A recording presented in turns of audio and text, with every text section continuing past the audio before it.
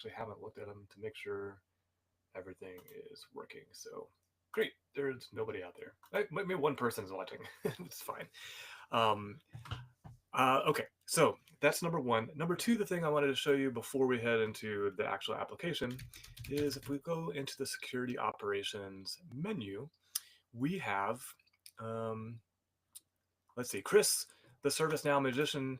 I miss my key too. LOL. uh, good to have you, Chris. Glad you're on and watching. Where did you come from? LinkedIn. You're on LinkedIn. Thank you for watching on LinkedIn. Appreciate it. And I always forget to say it at the beginning of the stream. Drop your questions, your comments in the chat. It makes it fun for me, makes it interactive, and not me just talking to myself. So thank you, Chris. What was I going to show you? Oh, the integration configurations. So this is where one of the places where it really starts to differentiate itself from traditional incident management. And typically, if we're like talking to a new customer, we'll go to the ServiceNow store and we'll show them all the cool apps they can download. But I like to show this end better because these are pre-built integrations with products. Number one would be your SIEM, your SIEM, that may be generating security alerts, and we can import them. So things like Splunk or Azure Sentinel, or some other ones here. Rapid7, that's actually vulnerability response. Um, what are some anyways those are the kind of tools that are already monitoring your environment, your infrastructure, and it's generating alerts. And hopefully, unless you're in really bad shape, those hopefully aren't coming to your team over email and you're managing that way. At least they should be coming somewhere, ideally into ServiceNow. But it's also these other third-party tools, like something like Recorded Future, where you can enrich your data that's coming into related to these security incidents. Shodan's another one. Palo Alto, maybe for some automation around firewalls, stuff like that.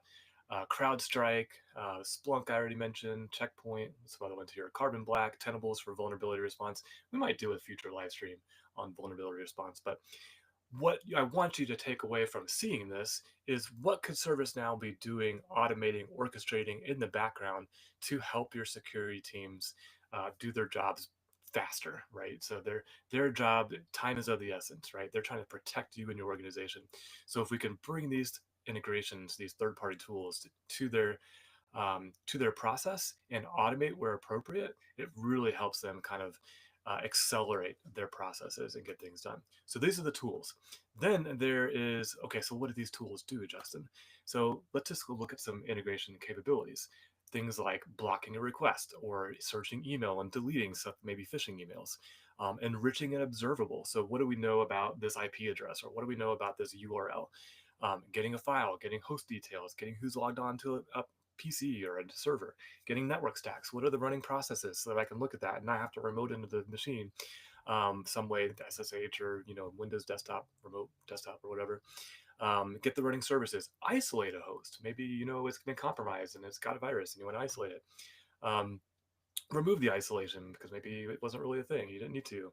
Submit something for Sandbox, do a citing search, do a threat lookup. So those tools I just showed you, we can automate them. And notice behind my head there, these all have flows associated with them. Not workflows, Allison, but flows. Allison and I have a thing about Flow Designer. I'm a fan, she's not. But they have flows associated with them. In fact, I think it was Xanadu or Yokohama where there was a big push to move all of the integration flows, workflows over to flows in ServiceNow. So that's what you're seeing here. So if you're just getting started with a ServiceNow security incident response, you may not be ready for a lot of this yet. Maybe you just need to get your SIEM connected, have your alerts coming in there, have a secure place to track them and report on them. That's great. That's what we call the crawl phase. Then you start walking, you start doing some automation, then you start running, and then eventually, if you're a bird, you can fly. Okay, I've put it off long enough. We're going to hop into the security incident response workspace. Again, one of my favorite things to show is this workspace. What do we have? We have, it's typical in a workspace in ServiceNow, is a landing page. And if you didn't know this, your landing pages are meant to be geared towards an audience. In fact, I think that's what we call it in UI Builder. You set an audience for these pages. And a lot of the applications, I don't think Security Incident Response has one. There could be variants on these landing pages. So maybe you're an analyst and you want to see your queue and your team's work like we're seeing here on the screen. But your CISO may not care about this. Maybe your manager does, but maybe we can offer different ways of seeing things. But right now, we're looking at out of the box. We can see priority, all interactive graphs, by the way. So we got the security incidents by priority, by state, by category. And if we use this little arrow here, we can even track over SLAs. SLAs are important.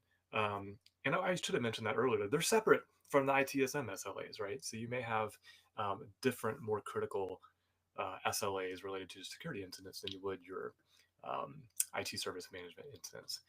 We can actually flip this to show my work, my team's work, or unassigned work. So think about, what do I got to do? What's my team responsible for doing? And what hasn't been assigned to anybody yet? This is all demo data. So we'll get a few of these as we go through the demo. And then I can also look at security incident or response tasks. What's the difference there? Security incident is for the security team to respond to and track their work and do all those cool things I was showing you previously. A response task is, I need someone in IT to do something, but I don't want them to see this incident. So we can assign them response tasks that they respond to, and we can see when they're complete or what their progress is. But we can make sure that the security incident itself is secure. So we're not assigning security incidents to the network team or to the database team or to the infrastructure team. We're going to create response tasks and assign it to them, and then we can see what the progress is. What do we got here? Acknowledge user submission and ask user if they interacted with the email. Okay, so maybe the service desk could reach out to the end user and we can give them a response task. Just an idea. Your process is going to vary depending on how you're structured, what your organization, how they're organized. Check the status of the endpoints affected by the attack. Okay, in my past, that would be a field service team. So I'm going to give the field service team a response task to drive to that location and go look at the computers. Or we're going to rescan an endpoint or something like that. So they could be used internally as well. It doesn't have to be external teams that you're assigning tasks to. So that's the cool part there. Let me get back to my work because I did load um, some demo data in, and I want to make sure I use the right demo data. So that's the landing page. Just behind my head here, we do have like upcoming. You'll see this in Service Operations Workspace too, like what's upcoming, what's tomorrow, kind of your to-do list. Add some quick links. You got some personalization. Maybe you go to, Google all the time, so you're gonna have google.com. I think it's www, and then label that Google. So you can kind of make your own like little personalized, tailored quick links. There you go. That took longer than I thought it would. So now I can quickly hop over to Google, and I'm glad that worked. And then I can edit it or add more. Shift handover records. Tell you the truth, I wasn't familiar with this. I just noticed this when I was updating all the applications, and I haven't played around with it. So this might be something I cover in a future video as I learn more about it. But here, let's take a look at it at least. A shift handover report. Shift details, key incidents, incident events monitor. Obviously, this is some kind of template that you probably have control over. System infrastructure updates, outstanding action items, shift notes. This would be great for a service desk too, not just or a knock, not just a security team. So I think that's pretty cool. Shift handover report. We can go into full screen mode. So it's just like Microsoft Word in ServiceNow. How do I get out of full screen mode? What does this do? Preview. Okay. The eyeball means preview. There's no tooltips on this. That's interesting. So I could do tables. So you can get pretty creative. You can pretty much do anything you could in a WYSIWYG editor. What you see is what you get editor. So it's pretty neat. Shift handover report. We even got some state management in there too. Change to in progress because it's draft right now. But anyways, I digress again. Okay, so we're going to open up this phishing notification or phishing security incident, and you're going to see a big difference between what I just showed you in incident management and service operations workspace compared to security incident response. First up is that overview page, right? Let's take a look at that. We can see the security incident description. I'm getting ahead of myself again. Let's actually take care of this top part because I'm really bad about hopping around. I'd like to go in somewhat of an order here. So let's take a look at the top. I got the name of the security incident. I can see it's been categorized automatically. It has a priority of critical, a risk score of 90. It's assigned to Adam, who I'm logged in as. It's in an analysis state. We'll get into process definition here in a second. And I can tag it. So there is a tagging capability throughout ServiceNow. This one's unique to security incident response. I got a hello. I got a hello from, hope I say this right, Gitaik. Hello, Gatik. Welcome. Thank you for coming. Glad to have you. Welcome to my house. We're doing security incident response today. So these tags are unique to security incident response, and they're all configurable. An admin can come in and can configure what's available here. But this might be a good way to quickly tag something. This has been tagged likely fish, and where is that? And IOC, so indicator of compromise has been detected. And where's the likely fish? I don't see that anywhere. Oh, it's at the very bottom, likely fish. So it's a way to kind of track and organize stuff like that. And that's what's showing up here at the top. Now we'll get into the overview. So this description is coming from the security incident description. I've got another question here from, I hope I'm saying her name right, Gataik. Yes, there will be a recording of this live session on YouTube and LinkedIn. I do not take them down afterwards. So all of the recordings are there. What I do, so everybody knows, I started doing this. I got some feedback that the ads were really annoying on YouTube during the live stream, like specifically the volume. So like I would be talking like a normal person, and someone would then the ad would come on and it was like rah. So I just turned off ads during the live stream, but I'd turn them on after. So that's the only difference. So yeah, YouTube, LinkedIn, they'll be recording. And we got another question here from Sharon. Can we add custom tags? This is from LinkedIn. It's not showing up there. Sharon, yes, you can add custom tags. Those are configurable. So you can control how those are tagged. And here's my example of adding a custom tag. So I'll just be like, let's do Justin's house and enter.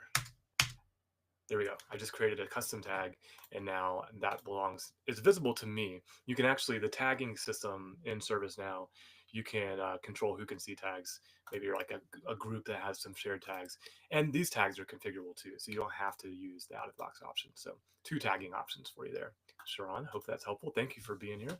Thanks for leaving a comment or asking a question. So overview, I can kind of scroll through, see that there was a phishing message that came through. I can understand the business impact if there's been a configuration item associated with it. In this case, it's phishing, and there's 5 workstations, I believe, that are associated with it. How many users are affected? How many observables, malicious or unknown? What type of observables? So we've got URLs, a SHA-256 hash, email subject, IP address, email message ID, all coming in there. And then down below, I've got a response task. And if I had, um, these are performance analytics, and I think this one in particular is predictive intelligence, which I can't get on a PDI, so that's why that one's not working. I don't know.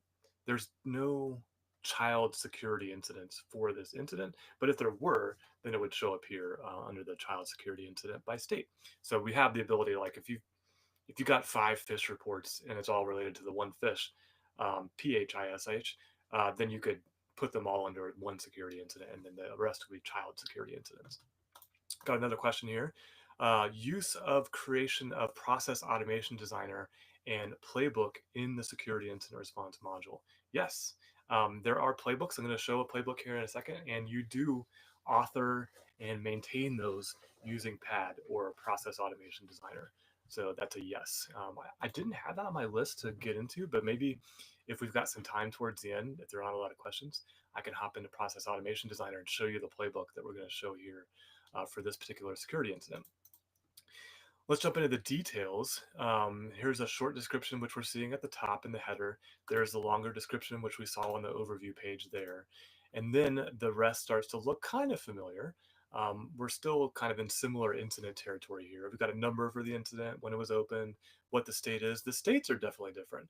And this again goes back to process definition. So whether you're following NIST or some other security incident response process, these states may change.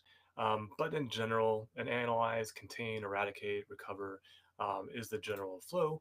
They can have substates. So maybe you're pending a problem, change, or incident. Let's see what the other ones are. Contain, same. Eradicate, same. And then recover, same. So that's not much different. We'll leave that analysis. Category, this is phishing. Now this was automatically assigned phishing based on however that was consumed or came into the platform. And then we've got a subcategory for phishing. So Just like incident management, ITSM, you can have unique categories, and each category can have unique subcategories. So we could say this is spear phishing or a large campaign. There is a phish email actually associated with it. We're going to start to get into the email when we look at the investigation part of this, and affected items. So the configuration item that might have been impacted, the user that might be impacted, location, and we can populate these automatically if the SIEM has that information and shares it with us, or we can do some automations, some of that enrichment to go find this information if we need to. Got another question from YouTube. So now I created a process automation designer, and if business unit wanted to add playbook manually, is it possible? Um, I don't believe so. I've never had that question. I know in where I've seen it in customer service management, there was the ability to kind of start a playbook. Most of the playbooks have a trigger associated with them, but I don't know of a way to do it manually. Like, you can replace what you're seeing here. Like if you had a custom one for phishing, we can say, hey, for phishing category, let's use this playbook that you just made and not the one that I'm showing on the screen. But I don't know of a way for the user to add it manually. It's a great question. In fact, it's such a great question. I'm going to copy the text of that question and into my notes so that if I ever so if I could ever know the answer to that, because that's actually interesting. I can see a use case where um, there may be a unique playbook that we may want to run, but I don't know of a way to do it manually. Sorry about that. Let's go down here. Let's finish these details. Priority. So you got the priority, business impact, urgency, impact, and all of that's driving this risk score. And this is configurable. So you can, do I have the setup options? I do. This risk score is configurable. Maybe if we have time, we'll jump in there at the end and look at that configuration for that. We can override it. So I can, and this is optional, right? So I can have a checkbox to override it. And then we can say, hey, this is 100, not 90. But I'll override that. Source, we can say who this requested this. Was it through email? Was it through endpoint security, a firewall, whatever? If it was an alert, what was the sensor? So this was user reported phish.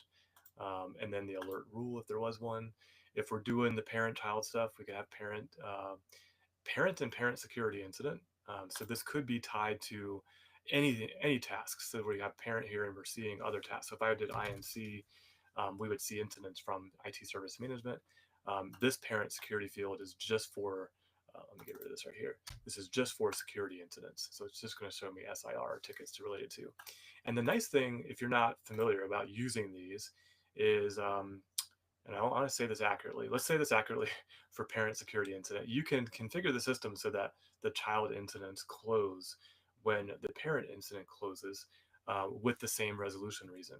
Not sure if that works if it's related to another task like you're seeing here. That would be weird to auto close that, because like security might still need to do something even though IT service management is done with their part of the incident.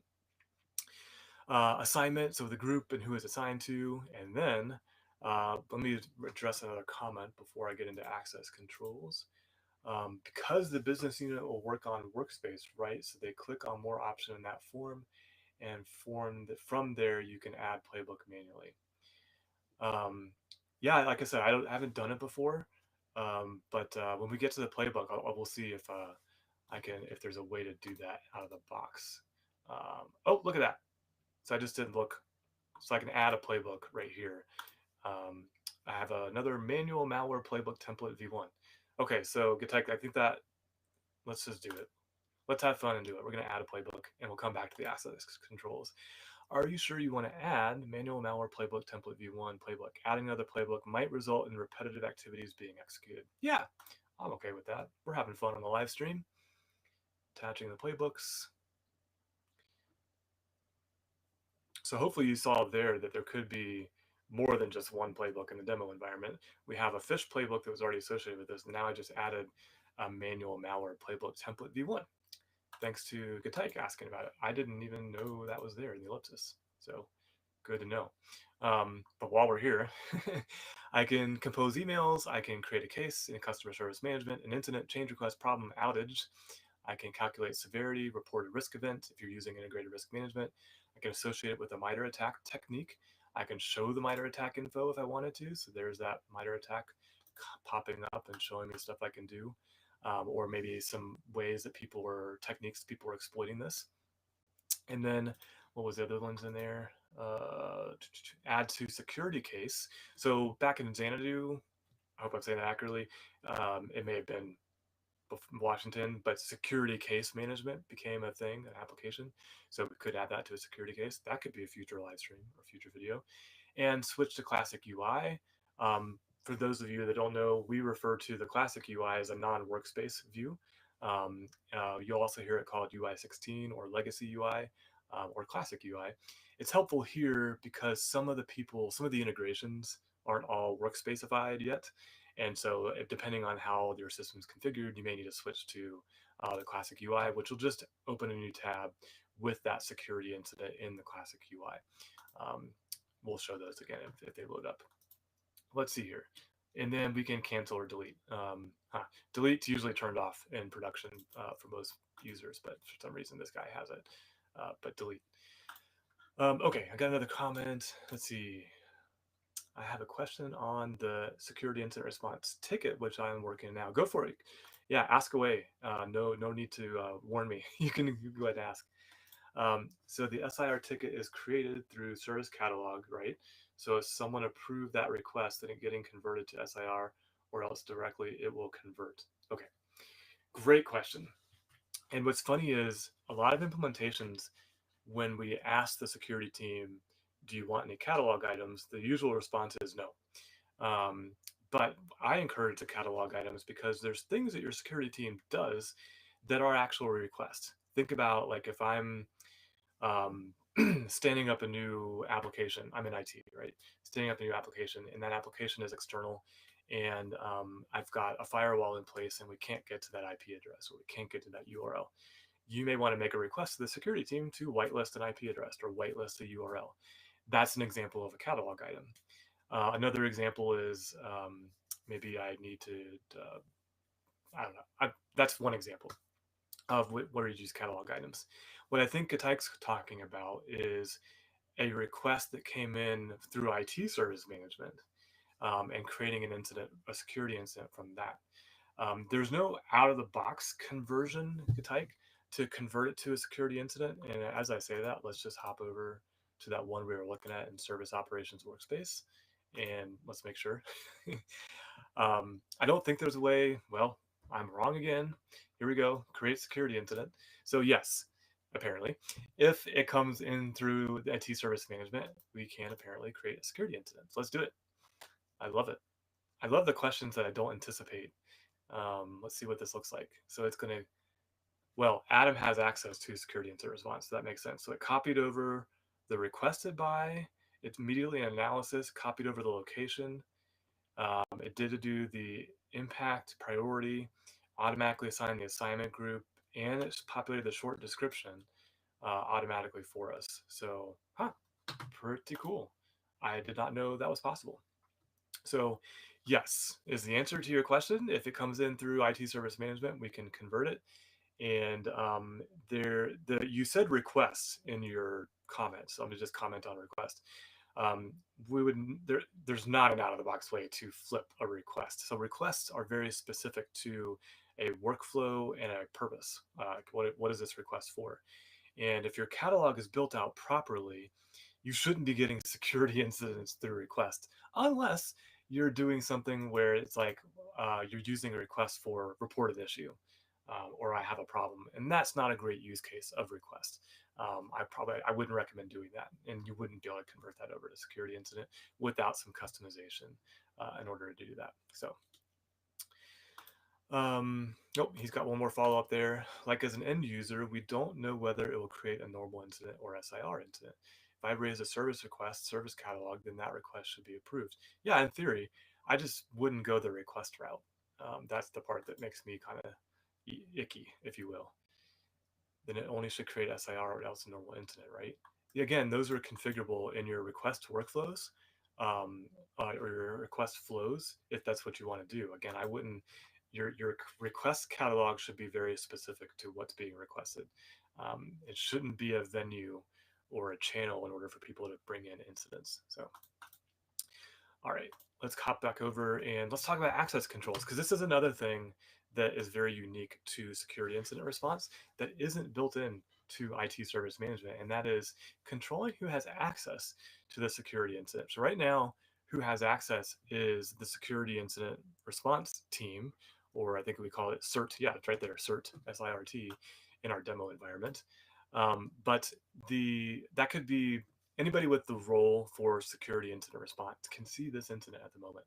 However, we can grant read access to other people. So maybe Abraham Lincoln, he's my favorite guy to pick on. I can't spell his name, apparently, Lincoln. Maybe he needs some visibility into the security incident. So we're going to make an exception and allow him to have access. Or more than read access, we're going to give privileged access. So let's choose Fred Luddy and give him privileged access so he can do more than just read. We can add people to a watch list or a work notes list, or we can restrict the entire thing and say only allow these people or these groups, and that will override all of the access controls that are built in. So I said a couple examples earlier, like maybe there's a compromised server or a URL, or what's another example? Like maybe someone received like inappropriate images in their email and you don't really want everybody seeing that, because like why did I have to see that if I didn't have to? So you can control access for things like that. The other example I gave was like someone's getting fired that's high up and that you want to keep that confidential, or lower down fired. It doesn't have to be a higher up, it could be a lower down firing, and you can control access. So that's another unique thing about security incident response. It is protected, right? So this isn't a thing you have to do for every security incident. This security incident is not accessible to anybody who has ITIL. They can get to the response tasks when you assign them to them, but they can't get to the security incident. So you use these access controls to give them read or full access here in the case that they need it, or you can enforce restriction here. And now my instance is doing the same thing again. I don't know if you can see it. I'm getting the slowdown like I had last week. Interesting that this is happening again. Let me get to comments here and see if this thing speeds up.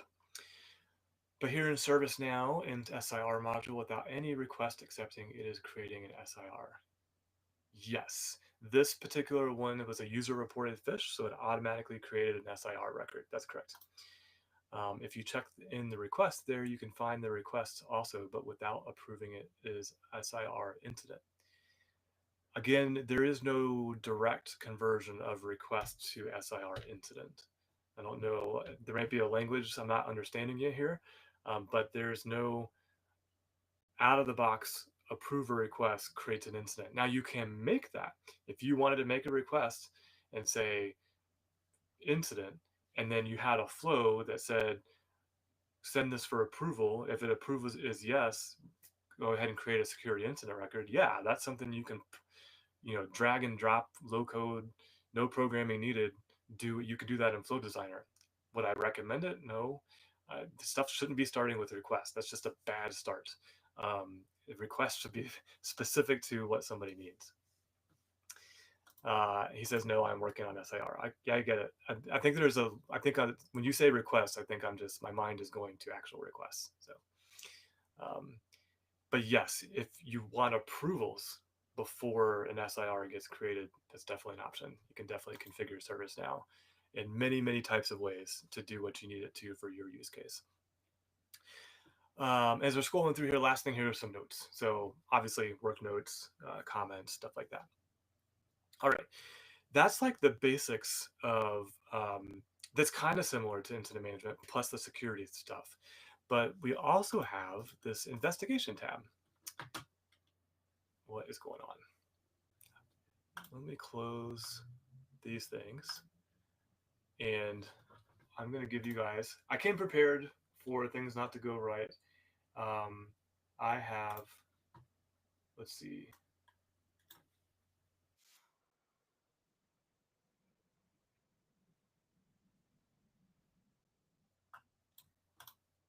Uh,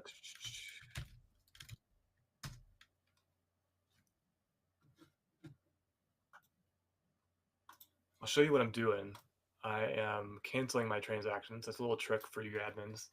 Um, just make sure nothing is running in the background that's causing the slowness that I'm seeing. Um, that looks a little snappier, so let me hop back in there. Come on.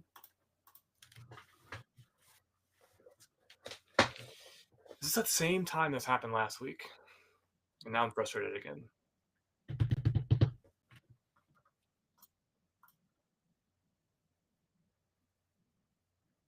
Okay. All right. Hope you enjoyed the music. Um, this is one of the differentiators, right, in security incident response. So think about the integrations I showed you at the beginning. We can now start bringing in different observables, information about email, stuff like that. This demo we're going to focus on email, but hopefully you can expand your thoughts to other types of security incidents that might come in. We've got some follow-up comments. Let's see here. So if you check that security incident is getting created without any approval, if you check in request, the request is present.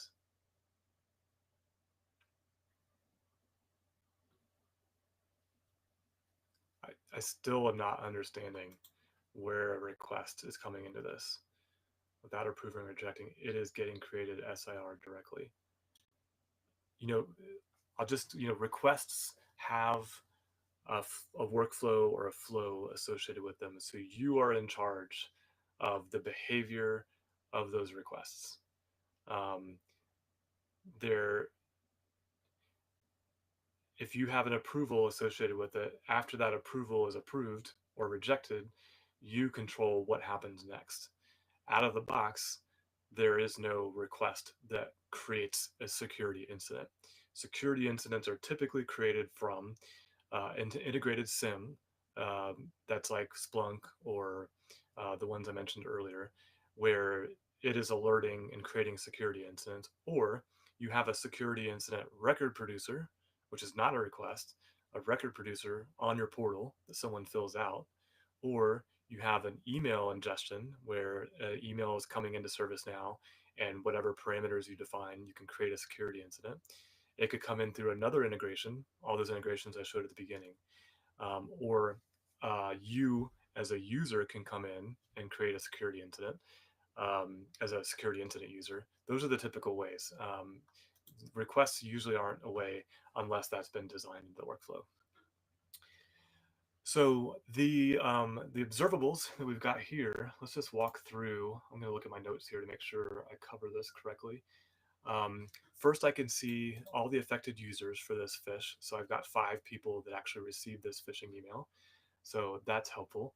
I could also see the what we were seeing at the beginning, the associated observables, and I could sort these to see, hey, what's malicious? Here I've got a URL that's malicious and a website. Actually, this is the email address and an IP address. They're all malicious. Now, if I check the box for some of these, I can take action on them. So I could run a threat lookup, which you can see right here. So I'm pointing at this part right here. I could run a threat lookup. I could run a citing search. I could run a web citing search, an email citing search. I could allow or block a request or show the MITRE attack info. So let's try this allow or block request. Maybe we want to block that IP address or that URL. Well, now it's going to show me the different integrations I have here in my demo environment. I got 3 Palo Alto Networks firewall allow block requests. And those are all the same. I don't know why it's repeated. But if I was to check this and hit submit, that workflow would go and do that blocking or do that allowing, depending on which one it is. I don't have that in the demo environment, but those are potential automations. For this particular phishing incident, that's already run as observable enrichment and found these observables that we're seeing as part of a predefined workflow or predefined playbook. So some of this is already happening. And that's what I was talking about at the beginning. You could start off kind of with the basics and then start integrating your different security tools. And then once they're integrated, you can start automating them. So if a phish email comes in, why wait for me to come here and open the security incident and then say, run the observable enrichment when ServiceNow could be running that before I ever get to this ticket and have it ready for me. So those are things you may want to think about when you're implementing security incident response. All right, got another follow up here from Gitaik. Let's see. when you are creating a security incident response from catalog, the SIR is getting created without any approval.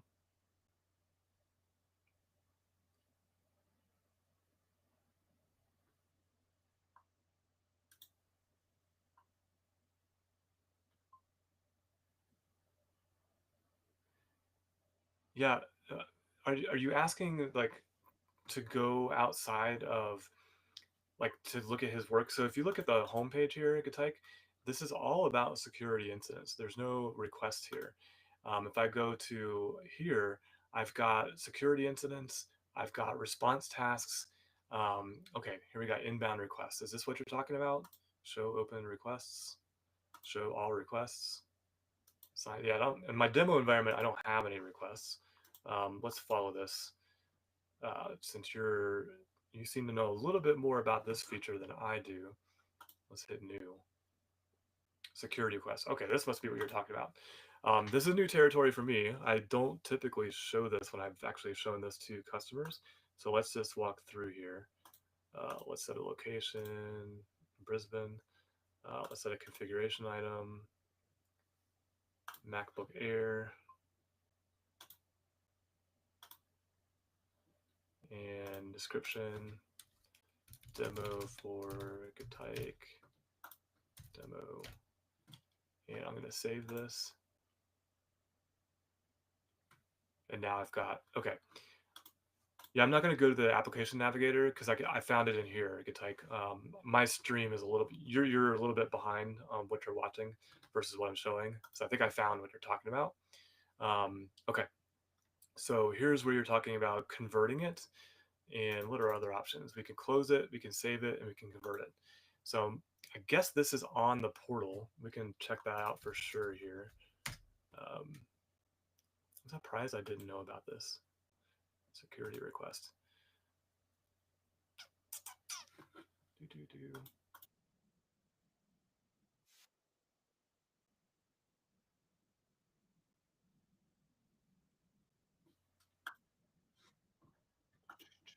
Let's actually search for security.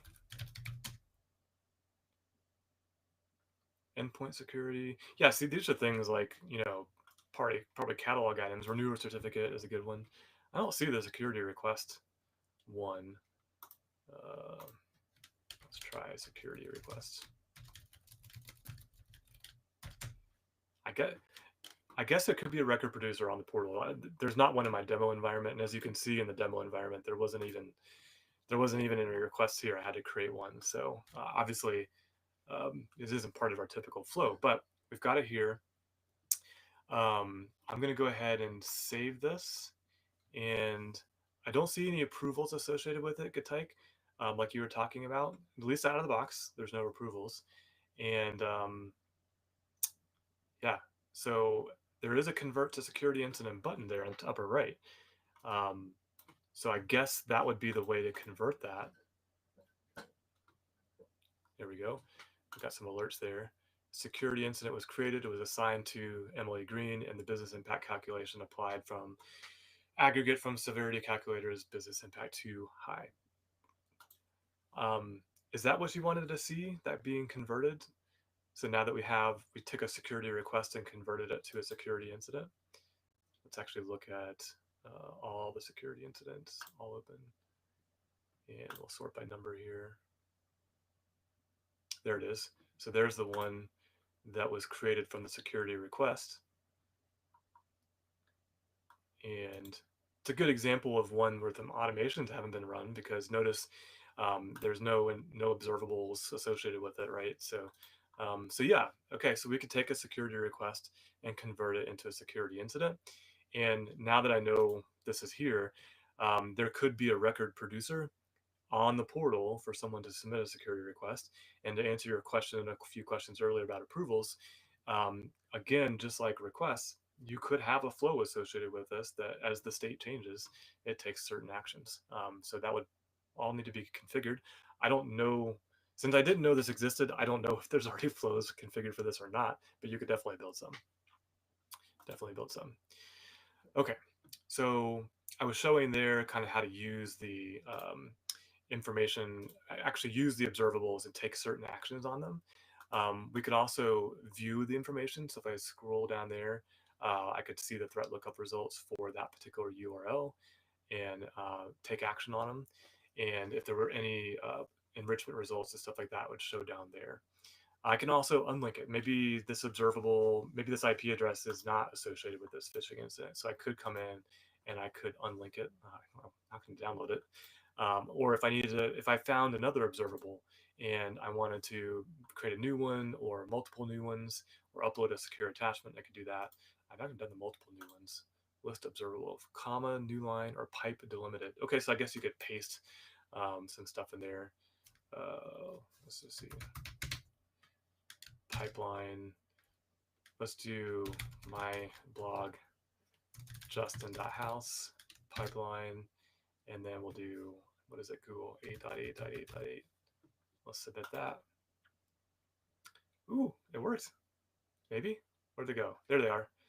So there's my IP addresses I added, and there's my URL I added, and it recognized. Looked at that. It actually recognized one was a URL, and the other two were IP addresses. That's pretty cool.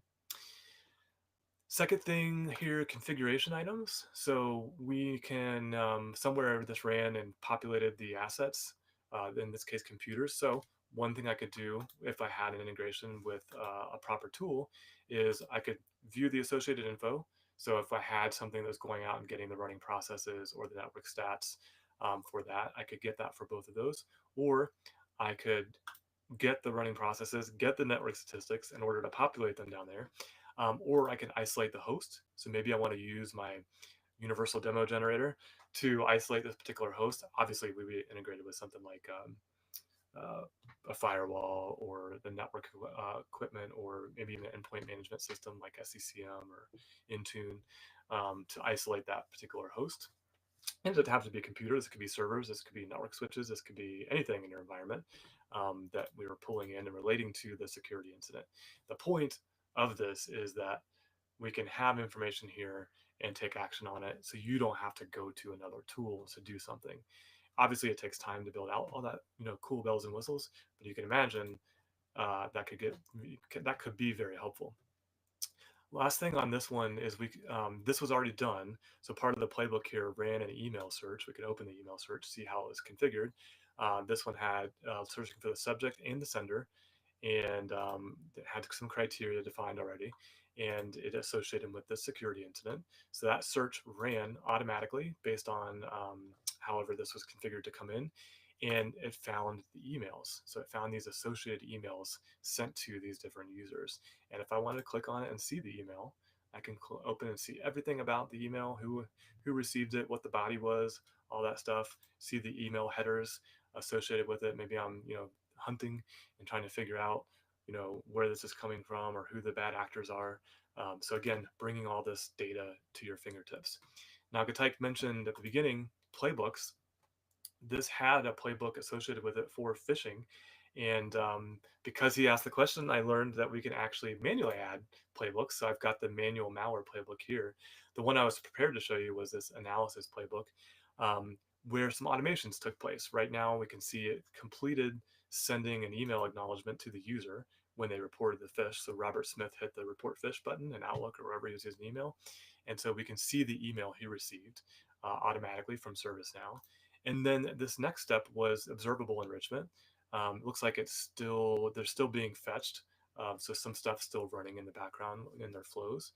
Then we have some threat lookup results. So we can view the threat lookup results, which is going to take me and to see all the observables, how they came in, what the finding was, all that stuff. Ooh, that was cool. What did I do? Passed. I hovered over something that had a giant, is it this one? There you go. That's a lot. That's a big tooltip. So it's the threat lookup results, and this playbooks are meant to be kind of done in a certain order. Hopefully, I'm not stating the obvious. We can assess the threat. We can analyze the email header. This has been assigned to Adam, and so he can say, "Okay, I analyzed the email headers, and I don't see anything there." So, but if I didn't know what to do, I can view an article that tells me how to examine the email headers. Fortunately for us, we brought those email headers into the system, but this might be an example of where you're using knowledge in order to have the tools at the ready for your team. So in this case, you have a step in your playbook when we're looking at phishing. Maybe Adam's a new analyst and he needs some help. And so he's going to view that article. Or he's going to say, I don't have access to the email header, so I'm going to skip, or I'm going to mark it complete. And when I mark it complete, the next step will resume in the playbook, depending on how the playbook's configured. Um, so that's that. I know I'm running out of time here. Here's the malware one that we did. So we'll just go follow that. What happened? Did it throw me back up here? I think I got thrown back up there. Here we go. I think something finished. Yeah. No, it didn't finish that. The analyze email header finished, and then it assigned the threat investigation checklist to me. And there you can see an example of the checklist: determine time frame, gather relevant artifacts, confirm these relevant data sources, search. So we can just check all those off, and that should complete that step. There you go, task completed. And then it moves on to the next step in the playbook. When you're doing playbooks, you can kind of define when the next step actually happens, but it's a way to just make sure everything's happening in the order that it's supposed to. Last one here: proceed with containment and eradication? Question. Sure, sounds like appropriate response, and then it's going to go do whatever it's supposed to do. Looks like there's a review step afterwards. Oh, post-incident review. Let's look at this other one that I made. Is this alert from endpoint security? We'll say yes. This is the manual malware playbook. So we can have different types of playbooks. Notice that this one is not letting me see what the next steps are. So that's another configuration option, is to kind of keep them hidden. Has threat been removed at the endpoint? Was the malware successfully? Sure, yes. And then now that would be complete. And now I've got in my analysis section here, all of that should have been done. This is still running. Contain, search emails on server. This is automated. Citing search results, block malicious observables. All those are in progress and happening. And the eradicate, I guess because I hit that, we could do a reset password directly from here if you have reset password integrated into ServiceNow. Task completed. Yeah, I don't know if you're seeing this on the left-hand side, but because this is automated, there's stuff happening and completing after I complete my tasks. So again, making your security teams, your analysts, your people responding to these more productive by automating some of the mundane or routine activities, or pulling in information related to the incident so you don't have to go looking for them, going looking through log files and stuff like that. So let's see, the few minutes we got left, I talked about at the beginning the response tasks. So again, this one looks like there's a disclosure statement being drafted, and let's open that and see